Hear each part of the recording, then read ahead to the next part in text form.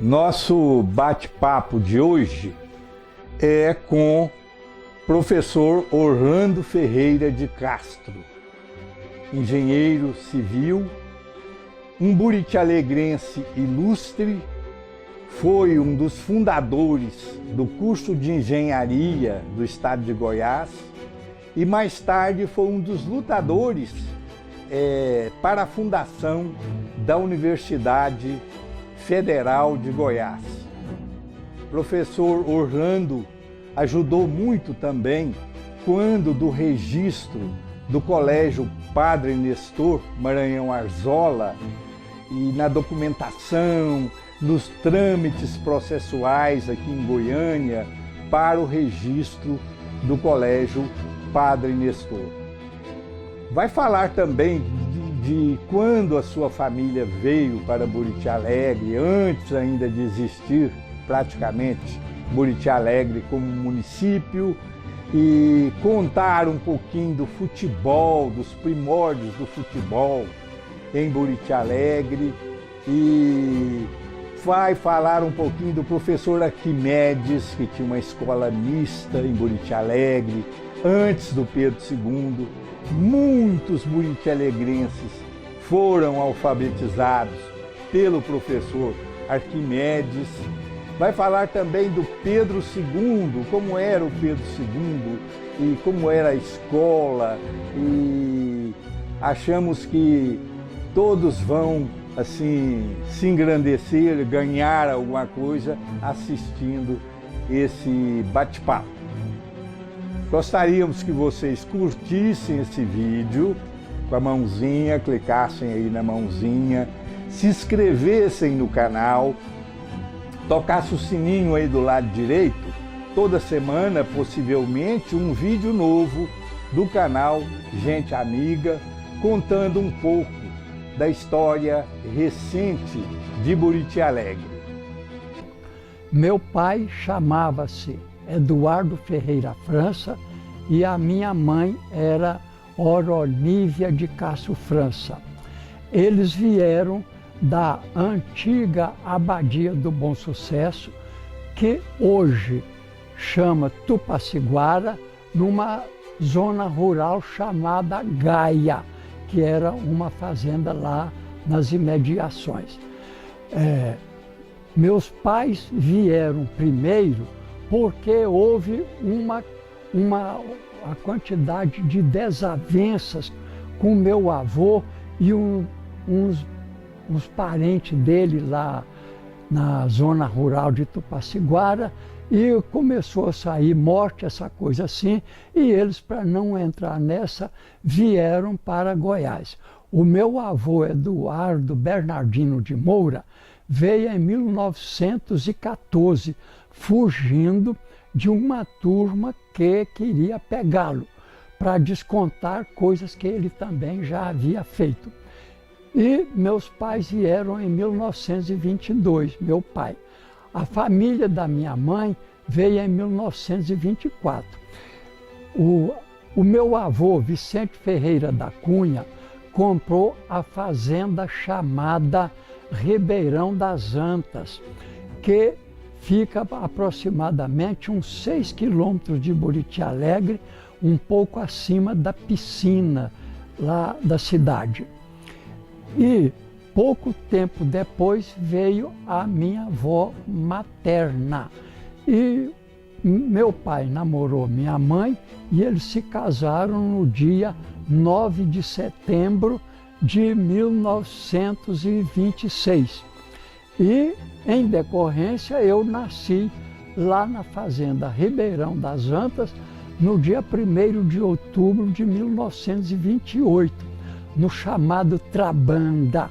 O que era o Trabanda?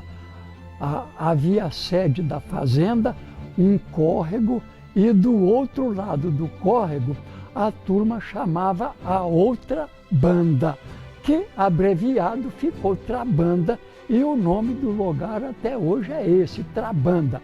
Então eu sou trabandense. E Quando eu tinha 2 anos aproximadamente, o padrinho Vicente, que era o irmão mais velho do papai, adquiriu uma fazenda na região conhecida como Mata Preta. Uma parte das fazendas de Mata Preta pertence ao município de Buriti Alegre e a outra parte ao município de Bananeiras, que hoje é Goiatuba.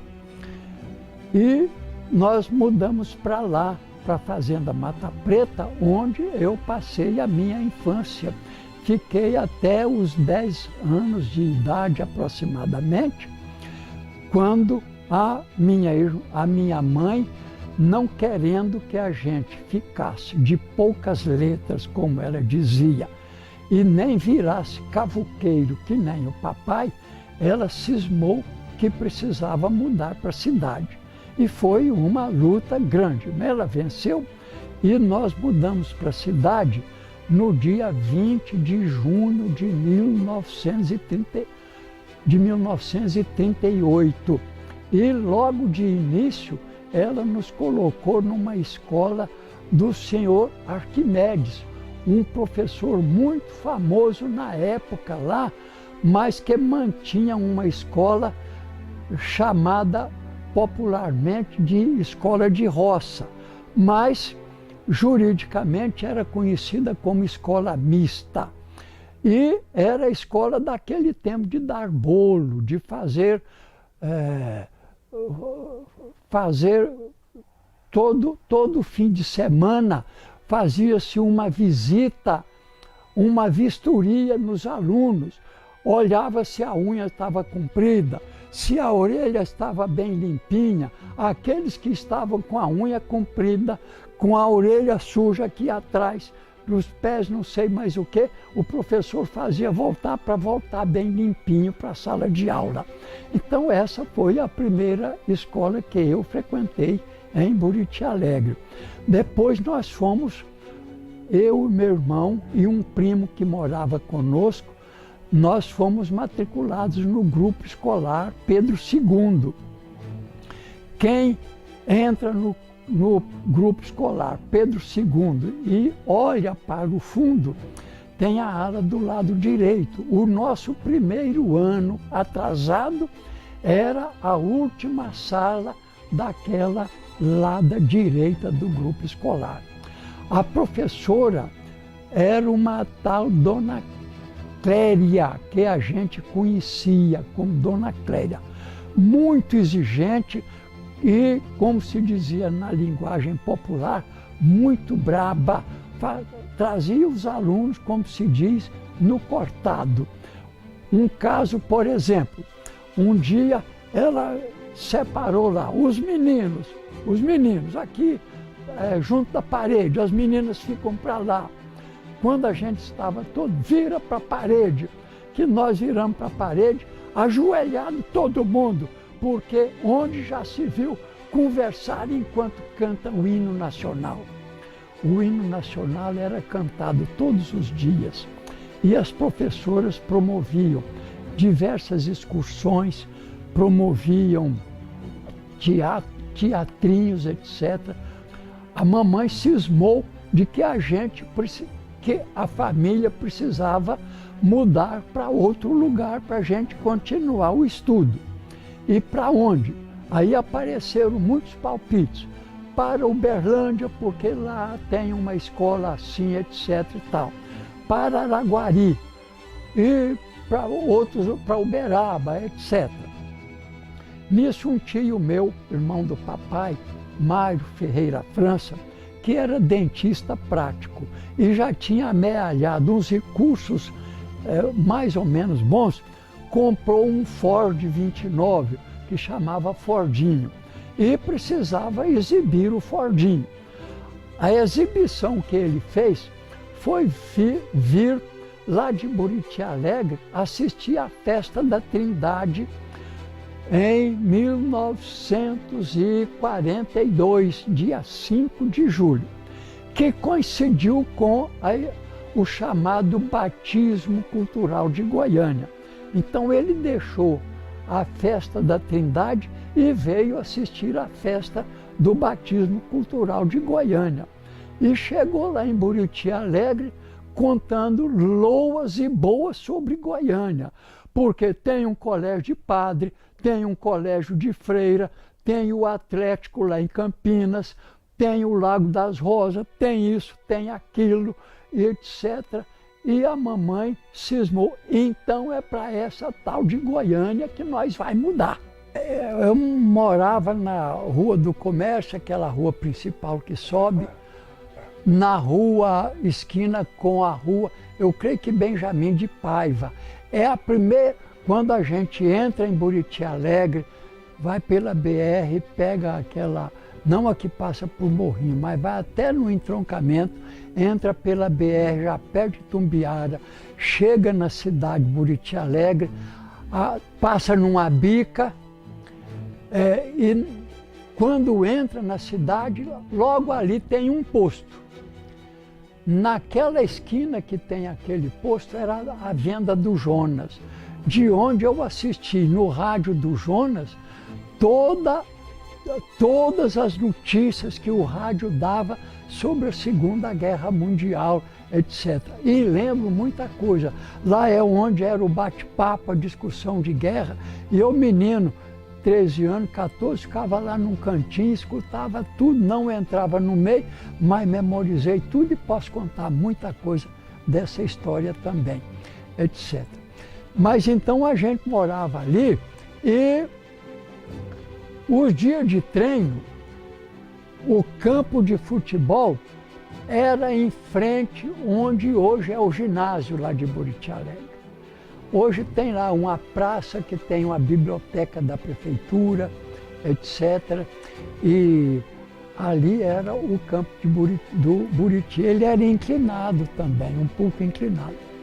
E a turma ia lá de baixo, juntava lá Walter Cid, Zé Curto, e Motinha, Volney e Valtinho, quem era mais, os outros, né? Os jogadores.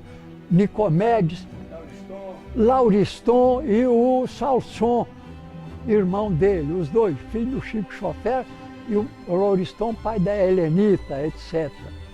E eles vinham lá de baixo para treinar futebol lá no campo lá em cima, né? E eles vinham com a bola, treinando a bola, etc. Um chutava para o outro, corria assim, e a meninada ia atrás. Eu, é claro, eu ia no meio, né? Até lá no campo, lá, aí tinha o treino. Bom, mas tinha as coisas. O Buriti não era muito bom no meu tempo, não, sabe? Eu me lembro assim, uma vez, o Buriti foi jogar em Santa Rita do Paranaíba, que era Itumbiara. O meu pai foi no caminhão, né? E aquela turma, o jogador e a plateia no caminhão. E lá em Buriti Alegre tinha um rapaz moreninho, muito magro e alto, e campeão de capoeira, da canga-pé nos outros, né? Era campeão. E tinha o Lino, eu não sei de quê, camarada muito grande, grosso, massa bruta, aqueles músculos reforçados, etc. E muito bom de briga, os dois. O Lino dava um murro, não era quase como um boxeador, né? Jogava o camarada no chão. Foram jogar lá em Santa Rita do Paranaíba e depois voltaram no caminhão. Perdeu na bola, mas ganhou no muque. Brigaram e bateram no pessoal de Santa Rita, né? Não sei se bateram, provavelmente apanharam, né? Mas voltaram, perdeu na bola, mas ganhou no muque. Era desse jeito, né?